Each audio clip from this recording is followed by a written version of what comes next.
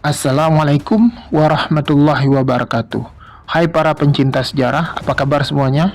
Mudah-mudahan Anda semuanya baik-baik saja. Amin ya rabbal alamin. Sebagai warga negara Indonesia, kita semua pasti pernah mendengar istilah Orde Baru yang selama 32 tahun dipimpin oleh orang yang sama, yaitu Soeharto. Selama kepemimpinannya, banyak kebijakan yang ditempuh di berbagai bidang, sehingga Soeharto akhirnya diberi gelar Bapak Pembangunan. Walau Soeharto berhasil mendapat gelar yang cukup membanggakan, namun di balik itu semua, ada beberapa kebijakan yang cukup gila dan mengundang terjadi kontroversi di tengah masyarakat selama Orde Baru. Apa saja kebijakan Orde Baru yang cukup gila dan penuh kontroversi? Silakan disimak pembahasan kami di video ini, dan sebelumnya jangan lupa menekan tombol like dan subscribe untuk mendukung program kami dalam menyebarkan informasi dari berbagai peristiwa sejarah.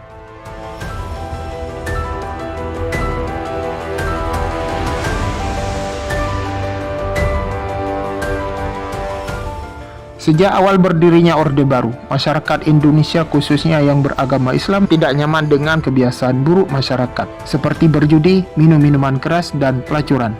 Di sisi lain, di awal Orde Baru, pemerintah sedang berusaha melakukan pembangunan infrastruktur di berbagai tempat yang biayanya tidak sedikit, untuk menambah pendapatan negara agar kegiatan pembangunan bisa tetap berjalan. Maka pemerintah Orde Baru memanfaatkan maksiat untuk memperoleh uang. Kegiatan perjudian dimanfaatkan oleh Orde Baru untuk membiayai berbagai pembangunan gedung olahraga dan kegiatan olahraga di Indonesia. Caranya, dibuatlah judi olahraga yang bernama Porkas yang kemudian berubah nama menjadi SDSB. Judi ini dikelola oleh Departemen Sosial, di mana setiap orang bisa membeli kupon dengan harga tertentu dan di saat yang sudah ditentukan akan diundi pemenangnya. Perjudian ini telah meracuni banyak orang dengan berhayal menjadi pemenang judi sekaligus menjadi orang kaya dadakan. Tidak sedikit di antara mereka yang akhirnya menjadi gila dan musyrik akibat meminta nomor jitu pada dukun atau kuburan. Produsen minuman keras yang ada di masa ini cukup dilindungi oleh pemerintah karena mereka menyumbang cukai bagi negara cukup besar. Mereka juga diberi kesempatan menjadi sponsor berbagai kegiatan olahraga. Sementara itu, konsumen produk minuman keras juga tidak mendapat sanksi tegas dari pemerintah. Tindak kejahatan akibat meminum minuman keras pada masa ini terbilang cukup tinggi. Dunia pelacuran pada masa ini juga menjadi penyumbang pendapatan negara yang cukup besar, sekaligus telah menghidupkan banyak orang dari bisnis ini, baik secara langsung atau tidak langsung. Di sisi lain, dunia pelacuran juga menjadikan produk alat kontrasepsi termasuk yang diproduksi oleh perusahaan pemerintah laku keras. Akibat kebijakan ini, kegiatan prostitusi dan hamil di luar nikah menjadi marak terjadi. Kebijakan menghalalkan maksiat di masa Orde Baru tentu memunculkan keresahan bagi kalangan tertentu, khususnya para ulama. Mereka yang memprotes terlalu vokal tidak jarang harus berurusan dengan aparat, dan keluar masuk penjara menjadi langganan. Dalam hal berbusana, wanita muslim yang bekerja di lembaga pemerintah dilarang menggunakan jilbab, termasuk yang bekerja di Departemen Agama. Hal ini juga berlaku bagi pelajar putri di sekolah umum. Bila ada yang berbusana tidak sesuai dengan harapan pemerintah Orde Baru, mereka dianggap radikal dan harus diwaspadai. Tentu saja urusannya bisa jadi panjang saat itu. Banyak sekali kasus-kasus yang muncul dan menjadi besar pada masa itu. Seorang wanita yang bekerja sebagai pegawai negeri dipaksa berhenti dari pekerjaannya atau harus melepaskan jilbabnya bila tetap ingin bekerja di lingkungan pemerintah. Hal ini juga berlaku bagi pelajar putri. Karena kerasnya aturan berbusana yang diterapkan oleh pemerintah Orde Baru, maka sebagian wanita muslim menggunakan selendang ketika berada di lingkungan kerja. Sedangkan pelajar putri ada yang menggunakan songkok. Baik selendang ataupun songkok sebenarnya tidak menutupi aurat seorang muslimah dengan sempurna. Masih ada bagian tertentu yang masih bisa terlihat. Memasuki era 1990-an, suasana sedikit demi sedikit mulai berubah. Wanita muslim mulai ada yang berjilbab di lingkungan kerja atau sekolah. Tentu hal ini juga tergantung dari kebijakan dan keberanian para pemimpin mendobrak kebijakan berbusana ala Orde Baru. Perubahan ini juga tidak terlepas dari peran kaum ulama yang semakin gencar mendakwahkan pentingnya menutup aurat.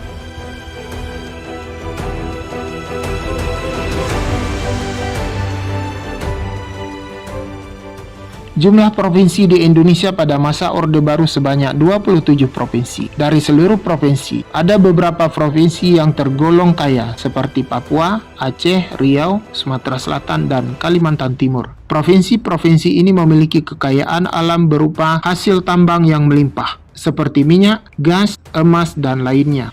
Sayangnya, hasil tambang dari beberapa provinsi ini masuk ke kas pemerintah pusat dan kemudian dikembalikan ke daerah tidak mencapai 10% dari yang telah mereka berikan ke pemerintah pusat. Akibatnya, pemerintah daerah tidak bisa melakukan kegiatan pembangunan secara maksimal untuk meningkatkan kesejahteraan rakyatnya. Wilayah-wilayah masyarakat miskin pun tetap ada di provinsi-provinsi kaya. Kondisi ini telah memunculkan sikap protes dari beberapa pihak tertentu di luar pemerintahan. Lantas, kemana keuntungan dari hasil tambang provinsi-provinsi tersebut disalurkan oleh pemerintah Orde Baru? Secara rinci kami tidak menemukan informasi kemana disalurkan keuntungan tersebut. Namun di sisi lain kami menemukan informasi umum bahwa hasil keuntungan pertambangan provinsi kaya digunakan oleh pemerintah Orde Baru untuk membangun di bidang pendidikan, kesehatan, transportasi, pertanian, militer, transmigrasi, dan masih banyak lainnya termasuk sosial di provinsi-provinsi yang berpenghasilan sedang dan sedikit tanpa melupakan provinsi kaya. Di sisi lain, kami juga menemukan informasi bahwa anggaran untuk berbagai kegiatan pembangunan tersebut juga memunculkan tindak korupsi yang dilakukan oleh pihak-pihak tertentu yang dekat dengan kekuasaan dengan angka yang tidak sedikit menurut masa itu.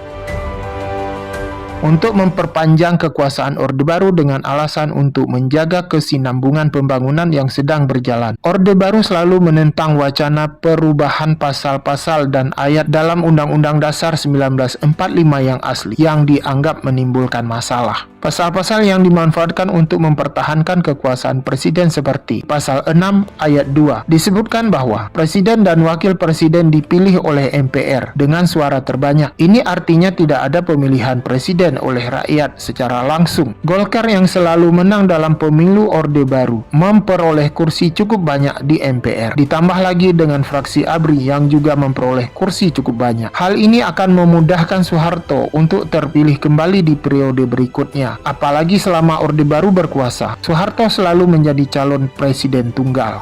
Bila pasal ini diubah, misalnya pemilihan presiden diserahkan kepada rakyat seperti sekarang, bisa saja Soeharto tidak akan terpilih menjadi presiden.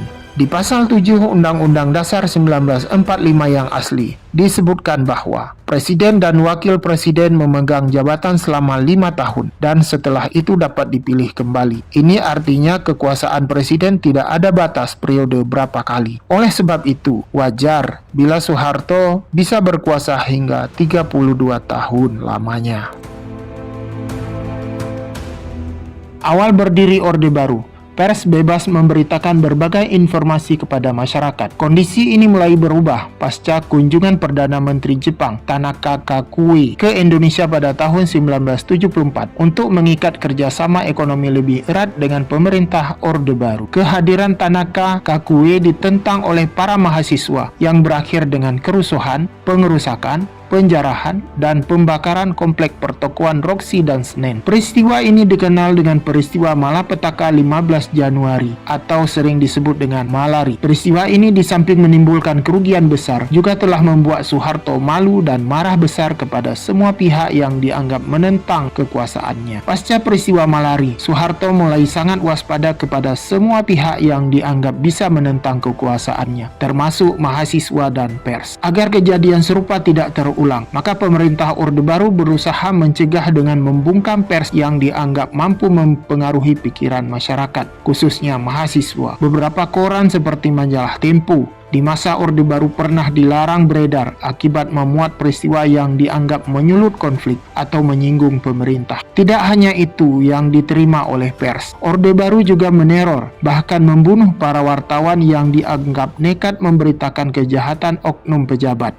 Untuk membungkam mahasiswa, Orde Baru mengeluarkan kebijakan normalisasi kehidupan kampus atau NKK pasca peristiwa Malari 1974. Kebijakan ini memperbolehkan mahasiswa belajar politik di kampus, namun tidak boleh berpolitik di luar kampus. Orde Baru beranggapan, bila gerakan mahasiswa di kampus tidak dibungkam, bisa jadi mereka di saat tertentu akan menggerakkan massa untuk menumbangkan rezim. Selain pers dan mahasiswa dianggap berbahaya, Orde Baru juga menganggap para aktivis juga sangat berbahaya bagi stabilitas politik. Untuk itu para aktivis selalu dimata-matai geraknya oleh aparat. Tidak hanya itu, mereka juga kerap menerima teror, bahkan beberapa di antara aktivis ada yang diculik bahkan dibunuh oleh pihak tertentu yang tidak diketahui.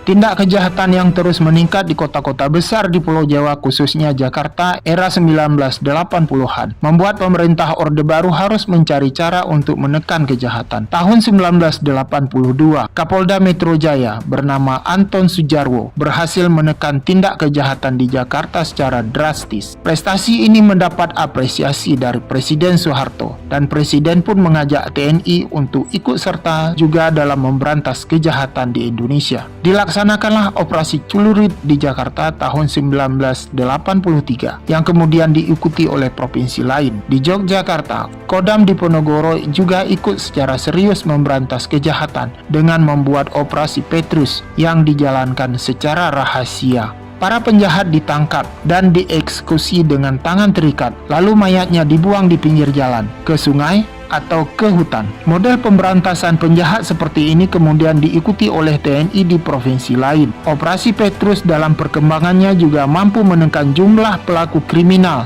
dan tindak kejahatan secara drastis di masyarakat. Tidak angka pasti berapa jumlah korban Petrus dari tahun 1983 hingga 1986. Diperkirakan ada sekitar 5.000 lebih para penjahat yang tewas. Selama operasi Petrus dijalankan, belakangan juga terungkap ada puluhan kasus salah target akibat kesamaan nama dan pemerasan terhadap keluarga korban. Cara pemberantasan pelaku kriminal ala Petrus yang melanggar prosedur hukum dan tidak manusiawi belakangan ditentang keras oleh para praktisi hukum. Apalagi di masa Orde Baru, Indonesia dinyatakan sebagai negara hukum, di mana setiap kasus hukum harus diselesaikan melalui pengadilan. Tidak hanya sampai di situ, operasi Petrus juga telah menimbulkan kecaman dari pihak asing kepada pemerintah Indonesia karena dianggap pelanggaran HAM berat. Itulah beberapa kebijakan yang paling gila yang pernah dilaksanakan di masa Orde Baru. Menurut pendapat para pencinta sejarah yang menonton video ini, masih adakah kebijakan Orde Baru lainnya yang tergolong cukup gila dan mengundang kontroversi di tengah masyarakat Indonesia? Silahkan ditulis di kolom komentar. Dari apa yang kami bahas barusan, bisa kita mengambil banyak pelajaran berharga dari beberapa kebijakan Orde Baru di masa itu. Di antaranya adalah, janganlah di antara kita menghalalkan segala cara untuk mencapai suatu tujuan. Masih ada norma dan nilai-nilai di masyarakat yang kita harus hormati bersama. Bila ada kritik atau saran dari pihak lain, janganlah pihak lain yang mengkritik atau memberi saran dianggap sebagai musuh, tapi lihatlah mereka sebagai mitra dalam kehidupan berbangsa bernegara. Demikian saja, semoga pembahasan di kesempatan ini ada manfaat bagi kita semua. Sebelum kami akhiri, mohon Anda menekan tombol like, subscribe bagi yang belum pernah menekan tombol subscribe di channel ini. Terima kasih dan Assalamualaikum warahmatullahi wabarakatuh.